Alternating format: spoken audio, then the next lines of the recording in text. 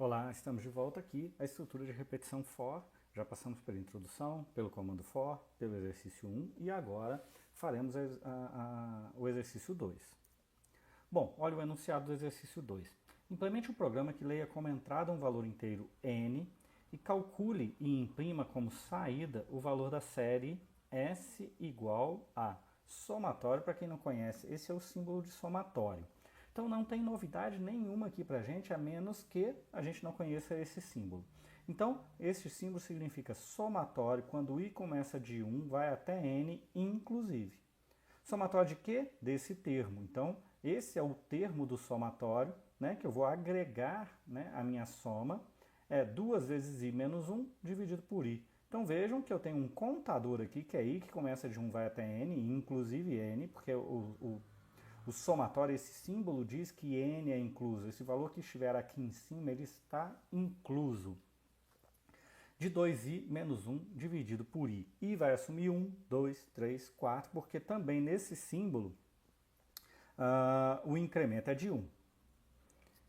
Bom, então, interpretando esse símbolo, né, interpretando essa expressão aritmética aqui, o que a gente tem? S é igual ao somatório de i, variando de 1 até n, inclusive, de 2 vezes i menos 1 dividido por i. Isso vai ser representado por uma expressão de soma, que vai ser o quê? Cada termo composto por um valor de i.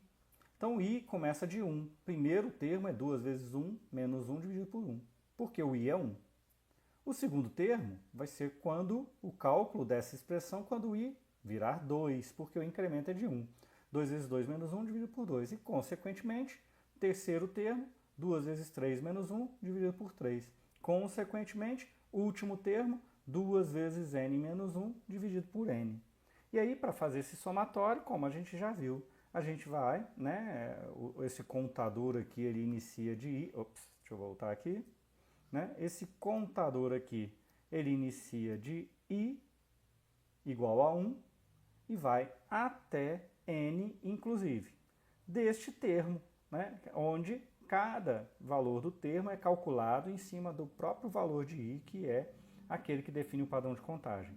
Então aqui a gente vai ter como primeiro termo 2 vezes 1 menos 1 sobre 1, 2 vezes o segundo termo 2 vezes 2 menos 1 sobre 2, tudo aquilo que eu falei nessa sequência aqui de slides. Para reproduzir esse cálculo, somatório, como a gente viu antes, realização de somas sucessivas através do uso da repetição. Como eu tenho padrão de contagem aqui, vou usar o laço for para representar o i. Então, meu contador do laço for é o i, que tem esse padrão de contagem aqui, né? Então, o valor resultante após fazer as várias somas vai ser o valor do somatório que eu quero calcular. E aqui a gente tem um exemplo de execução, né? Forneço o valor de n, o valor de S, que é o que foi definido lá, né, da série S, é 5 é o número real, 5.917.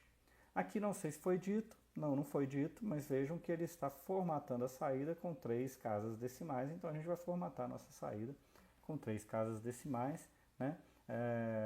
Sempre observando aí o padrão apresentado aqui e o enunciado. Nos nossos exercícios práticos a gente vai tentar fazer os enunciados bem definidinhos. Então, a gente vai começar fazendo a entrada. Depois a gente vai fazer um produtório. Então vamos lá. Qual é o nosso algoritmo? Começo fazendo a entrada de n. Calculo o somatório em seguida. Depois faço a saída.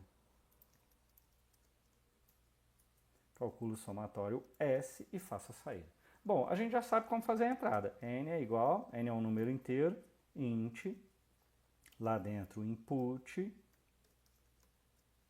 dentro do input a string, que é a mensagem, forneça o valor de N. Forneça o valor de N. Muito cuidado na hora de copiar valores de PDF aqui para dentro do Tony, nesse caso aqui a gente não vai ter problema. Como é que eu calculo o somatório? Vamos deixar o imprimo S lá para frente. Como é que eu calculo o somatório? Aquela mesma estrutura, nós fizemos um exercício anterior, que era um exercício do fatorial, que era um produtório. A estrutura é a mesma. Produtório, somatório, a estrutura algorítmica é a mesma. Meu S aqui, como é somatório, começa de 0. Eu vou ter um laço for que vai definir o meu contador, então vamos lá. Estou indo direto aqui porque a gente já viu, já conhece esse padrão, a gente já fez o produtório, já entendeu o for, então eu estou com aquela ideia de que, olha, a gente já sabe meter bronca nesse negócio aqui. Vou fazer o meu for, como essa é a sintaxe do for, for minha variável contador. Eu vou chamar de i por quê? Porque o meu contador aqui na minha expressão matemática se chama i. Então, para eu não confundir os nomes, olha lá, eu chamei o meu n de n, meu i de i, chamei o meu s de s. Né? Então, eu estou usando os próprios nomes que foram definidos no enunciado para facilitar. Então, i é meu contador, ele tem um padrão de contagem, então, em range, 2 pontos. Vamos lá observar qual é o padrão de contagem. I começa de 1, vai até n, inclusive. Olha lá, o n define um termo do meu somatório. Então, a gente viu anteriormente que se eu quero começar de 1 é 1, e se eu quero ir até n, inclusive é n mais 1, por quê? Porque meu incremento é de 1. Como o meu incremento é de 1, eu não preciso definir aqui, eu não preciso colocar isso aqui, né? Eu encurto, eu deixo o meu programa mais compacto. Definiu o range, definiu o for, então agora eu vou calcular o quê? O S com somas sucessivas. Por quê? Eu quero apenas calcular o somatório. Vejam, eu só vou conhecer o valor resultante depois que o meu for acaba, que é quando eu calculei todas essas somas, sequencialmente, uma após a outra, né? E eu cheguei e calculei meu último termo com o valor de i sendo n, que é o valor final aqui, né? De que? S mais igual o quê? Meu termo. O que é meu termo aqui? Eu usei o mais igual, por quê? Porque é somas sucessivas, cálculo acumulativo. Né? O que é meu termo aqui? É a expressão que foi dada. 2 vezes i menos 1 dividido por i. Então, eu chamei de i. 2 vezes i menos 1 dividido por i. Tá certo isso aqui? Vamos ver. 2 vezes i menos 1 dividido por i. Meu numerador da divisão é 2 vezes i menos 1, meu denominador é i. Bom, aqui eu não tenho isso. Por quê? Porque a divisão tem precedência sobre a subtração. Então, se eu fizer essa expressão dessa maneira, eu vou estar dividindo 1 por i para depois subtrair esse, né, aplicar a subtração. Então, para que a minha expressão fique correta, eu preciso colocar esses parênteses aqui. Observem sempre, pessoal, a ordem em que as operações precisam ser executadas. Então aqui, quando a gente tiver alguma expressão desse tipo, com divisão expressa dessa maneira, lembrem-se, numerador está aqui, denominador está aqui. A divisão só vai ser realizada depois que eu obtive o meu numerador e depois que eu obtive o meu denominador. Meu numerador envolve operações que têm menor precedência do que a divisão. Então eu coloco aqui um parêntese para calcular o numerador e depois fazer a divisão. Como o meu denominador é uma única variável, é uma expressão simples, eu não preciso colocar parêntese no i aqui, porque não vai fazer diferença nenhuma. Então, com isso, pessoal, fizemos o somatório, está calculado. É isso que essas 3 linhas fazem. Começa meu somatório de 0, faz um for para repetir o padrão aqui do quê?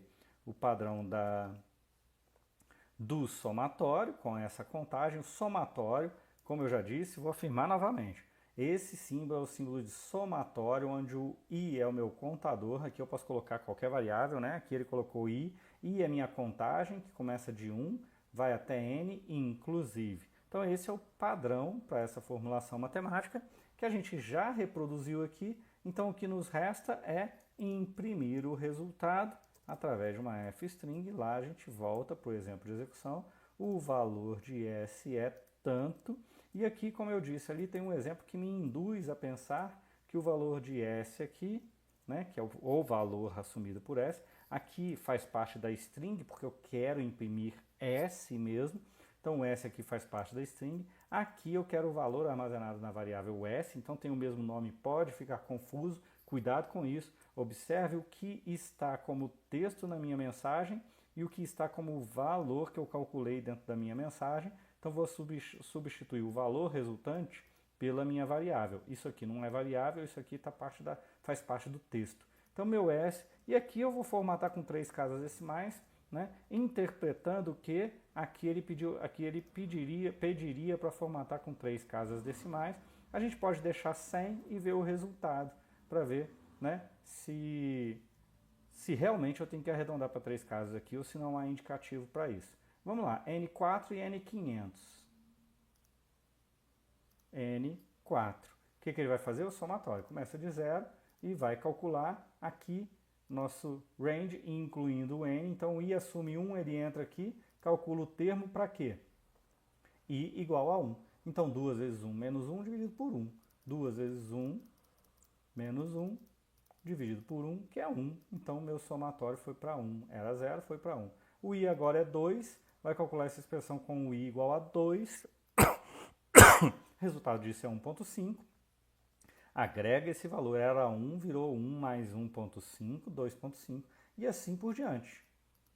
Vai agregando o valor. E vejam, realmente aqui, pelo exemplo, né, de execução, eu preciso formatar a minha saída com 3 casas decimais. Então, se eu executar novamente isso aqui com o valor 4, a gente vai ter nosso resultado como esperado, 5.917. Né? Então, sempre tentem observar isso. Nos nossos enunciados, a gente sempre tenta deixar isso bem claro, né? Quando é que você tem que formatar a saída ou não e como você tem que formatar essa saída. Né? Então, eventualmente, esse padrão pode ser observado aqui dentro dos exemplos de execução, né? E normalmente vai estar com alguma indicação no nosso enunciado também. Bom, aqui a gente tem um algoritmo que é bem em cima daquilo que a gente construiu lá dentro do Tony, né? E a gente tem aqui a solução, que também é muito parecida com aquilo que a gente colocou no Tony. Na verdade, deve estar igualzinho, né? Com a formatação de 3 casas decimais, como a gente imaginou e como a gente percebeu ali. Então, não é um problema, né? Visualizar e perceber isso depois, né? A gente ajusta, a gente adequa a nossa solução àquilo que a gente está observando. E com isso aí a gente vai finalizando essa aula, né? Foi proposta aqui uma revisão, né? Uma reflexão, desculpem, né? A gente acabou de fazer um somatório. Como seria o produtório? Produtos sucessivos.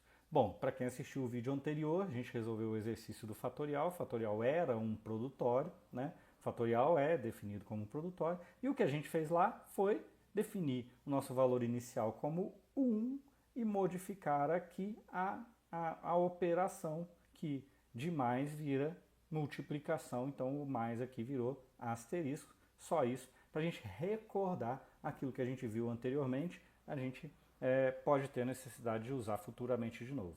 Então, com isso a gente acaba essa aula. Muito obrigado, até a próxima.